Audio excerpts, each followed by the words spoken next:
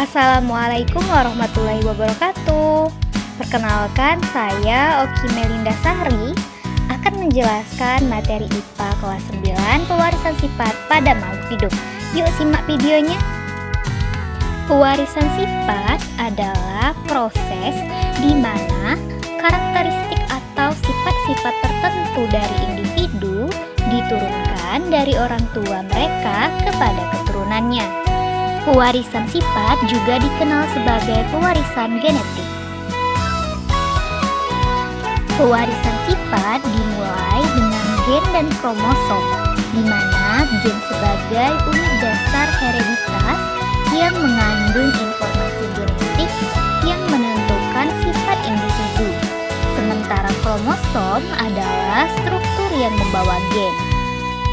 Beberapa contoh sifat yang dapat diwariskan adalah warna kulit, bentuk rambut, dan jenis telinga. Sifat-sifat ini ditentukan oleh gen dan dapat diwariskan dari orang tua kepada keturunannya. Pewarisan sifat juga dapat dipengaruhi oleh faktor lingkungan. Lingkungan dapat mempengaruhi proses fisiologis yang terjadi di dalam tubuh dan menghasilkan variasi genetik dalam suatu populasi. Pewarisan sifat adalah proses yang kompleks dan penting dalam memahami bagaimana sifat-sifat individu ditentukan. DNA dan kromosom berperan sebagai komponen utama dalam proses pewarisan sifat. DNA yang disimpan dalam struktur kromosom berisi informasi genetik yang membentuk sifat-sifat keturunan. Kromosom sebagai tempat penyimpanan informasi genetik berfungsi untuk mengatur ekspresi gen dan memastikan pewarisan sifat dari generasi ke generasi.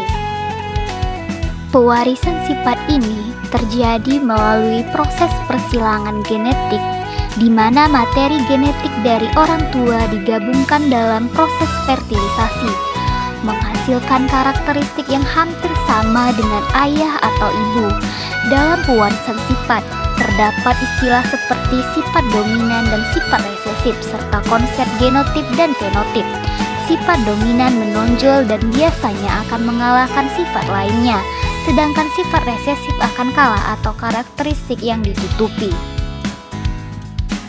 Genotip mengacu pada susunan gen yang dimiliki individu, sementara fenotip mengacu pada ciri fisik yang dapat dilihat seperti warna kulit dan bentuk rambut.